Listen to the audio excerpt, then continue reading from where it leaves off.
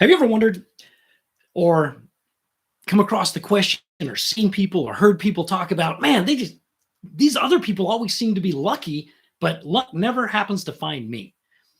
You ever thought that yourself, that it just, where's the luck? Everybody seems to it, and I'm just left behind. I'm left in the dust.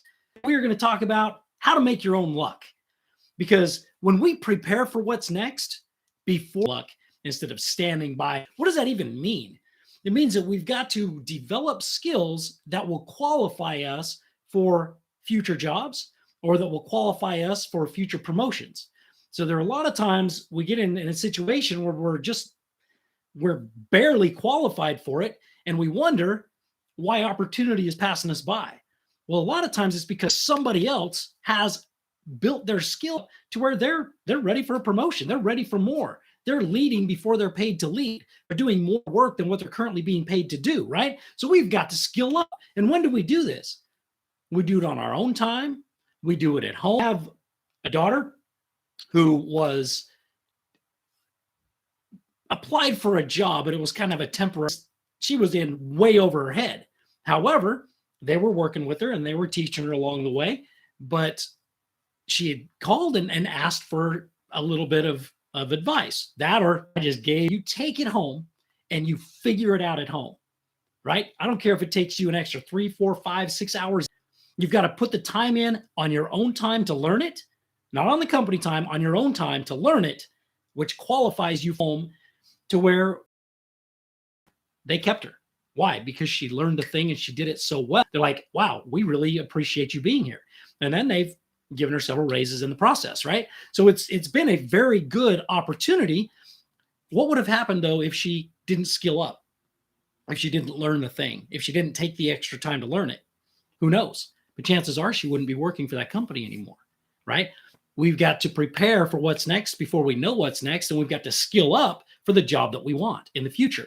Now, I will tell you that some years ago, after reading this book, and I brought it up several times, but Dig Your Well Before You're Thirsty, where Harvey Mackay says, look, the highest paid people in the world are the best communicators, so you better figure out how to communicate.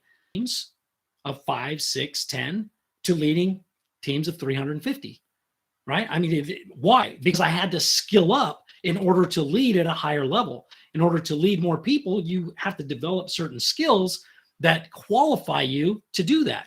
You know, Warren Buffett talks about public speaking being the number one skill. If you want to double your value that you add in the workplace, you want to double the value you add in the workplace, learn how to speak to many. That also allows you to learn how to speak 1 to 1, right? Makes you a better salesperson, increase your self-confidence. It's a whole array of things that happen when you upskill, especially if it's public speaking. All right, so that's number one. How do I also actually upskill? I have a coach. I read every day. I have online courses. I attend conferences once a quarter. Now, why do I say I? Because it's what I do, right? I'm qualified to teach it because it's what I do. So I'm asking you, if you want to upskill, do the things that people who upskill already do. They implement what they study. They implement what they read. They implement the information that they receive from conferences. So if we want to upskill, do the work, right? And do the work on your own time. You're not doing it on company time. You're doing it on your time, right? You'll get compensated later. You will always get compensated later, but you have to do the work in the dark to get paid under the lights. Okay, fair enough? All right, number 2. By the way, before we move to number 2, whatever you're currently upskilling, whatever skills you're working on right now, put it in the chat. I'd like to know what you're working on. And not only what you're working on, but how are you working on it? Are you reading books on the subject? Are you attending conferences on the subject? And then what have you learned so far in your upskilling process? Because other people that watch this video, they're going to be able to learn from your comments. So put your comments in the comment section below, and let's all learn together. Network up. Network up.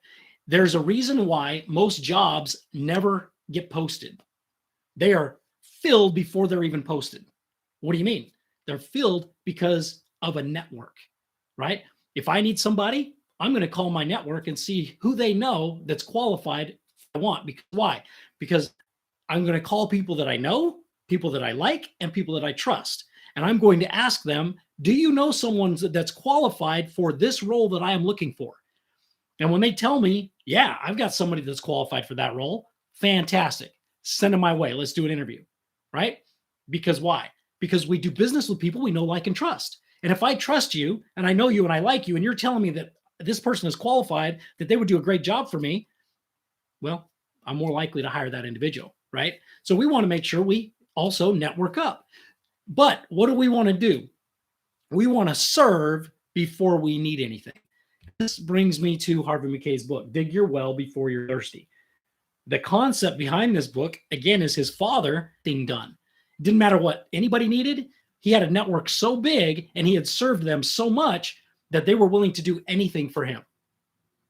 We need to network up. If we want things done for us, when we need things done, we need to do a lot of things for a lot of people serving. And not because we're expecting something in return, but we're giving because that's what we are. That's what we do, right? We give and we serve. So we want to make sure we network up. Now, remember, there are 7 billion people in this world, 7 billion plus. So when you meet someone, do you think that's by chance that you met them? Or do you think that there's a reason that you met that person? So we probably should get to know them. And we also probably should add them to our network and find a way to serve them, find a way to stay in contact with them, right? Maybe it's we met them so we could serve them, or maybe we met them so they could serve us. They can help us in some way. We can help them in some way. But if we think about that, just out of 7 billion people, and I met you. And it's no accident that you're listening to this video right now. You're listening to this video because you can take something away from it and apply it that can better your life, change your life in some way, right? So network up. So we talked about skill up and network up. Now also, how do we build our network? Well, if we volunteer, right? Now going to conferences, types of things, we can learn a lot from going places where like-minded people would go. Networking events. How many people will we meet in a networking event? A lot, right? So put ourselves in a position to meet the types of people that we want to meet that can help take us to where we want to go, right? So put yourself in a position to win. What does Dennis Waitley always say? Champions are champions because they put themselves in a position to win more often than anybody else. So when it comes to networking up, put yourself in a position to win more often by adding people to your network and serving them in a meaningful way. Now, for those of you who don't know me, my name is David Adams with People Steward Leadership. And the concept behind People Steward Leadership is to inspire leaders to embrace people stewardship so that their teams take personal responsibility for their own growth and development, right? We want to inspire leaders to embrace their people. And then in the so doing, as we embrace the people, we inspire them to take personal growth and development seriously and to take personal responsibility for it, right? Because all leadership starts with personal leadership. So if you like the content, like the video, share it, subscribe to the channel. Let's hit 1,000 by Christmas. That's the goal. A much more positive leadership in the workforce. And that's what we want. We want better leaders out there. Why? Because better leaders treat their people better. And then when we treat our people better, what happens? Our people, they work harder. Because they're working for a purpose. They're working for each other. They're working for something more than just themselves, right? Because very, very important. All right. So number 3, suck it up. What does that mean? Suck it up. I'll tell you what it means. In high school, I was wrestling and I was just getting killed. I was getting beat every single time. And I went home and I just wanted to quit. Mom's like, no. What are you going to do about it? I said, I don't know what to do about it. She said, you know what? Your Uncle Danny is a professional boxer. He held the featherweight championship of the world for 4 years. Why don't you call him and ask him what he would do? I got on the phone. I called my Uncle Danny and he said, you know what, David? There's some principles that I followed every single day. He said, yeah, I used to drink the raw eggs and all that stuff, but that's not it. He said, you got to show up early. You got to show up late or stay late, and you have to work harder than anyone else that's in the gym. So show up early, stay late, and work harder than anybody else that's in the gym. And I'm telling you, as I applied that, I started getting faster. I started getting stronger. I started getting matches, right? It works. Showing up early, staying late. working harder than anybody else that's in the room. It works in the workplace as well. Because when you show up early, you get to see things that other people don't see. When you stay late, you get to accomplish things. Just make sure when you stay late with a purpose. You're not there just to be late. You're there with a purpose, accomplishing something, getting something done. And then putting more into the hours. That it's not the hours you put in, it's what you put into the hours. So if we put more into the hours and we put in more hours for a season, I'm not saying to be out of balance for a long time, but I'm talking about being out of balance for a season. Suck it up for a season. Why? Because again, when we put in the effort, when we put in the work, we shorten the learning curve. We learn more faster. And if you learn more faster, you qualify yourself for promotion quicker, right? So we want to make sure that, especially if we're new to something, that we put in the extra time, we put in the extra study, the extra learning, so that we can launch our careers forward, regardless of what it is. And yeah, I know everybody's talking about get your 8 hours of sleep, and everybody's talking about a lot of other things. I talk about that stuff as well. But for a season, we may have to just put in the extra effort, right? And we may have to have that conversation with the spouse, or we have to have the conversation with family that I'm going to be out of balance for a little while so that we can get back in balance later, right? Out of balance a little bit to propel us forward, and then we can come back into balance. It's just like when you went to college. You were out of balance with college, right? Yeah, because you were studying the whole time. A lot of other areas of your life were not at the top because we were out of balance for a short time. So it's okay to be out of balance. Just don't be out of balance for too long. All right? So again, suck it up. Now, we want to shorten the learning curve, shorten it for a season. And then I do have a video for you. It's a free video download. If you click the link up in the banner, it's Multiply Personal Leadership link. And it's a short 27 video. I think it's a 27-minute video on multiplying your personal leadership skills.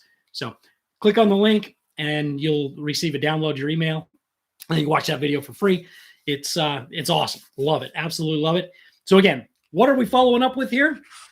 Remember this right here, that you can't produce opportunity, but you can prepare yourself to be ready for it when it comes. And that is Jim Haslam, right? From Copeland. Network up. If we will suck it up and get the work done, we're going to be able to propel our careers forward. We will be able to prepare for what's next before we know what's next. And my friends, this is how to make your own luck.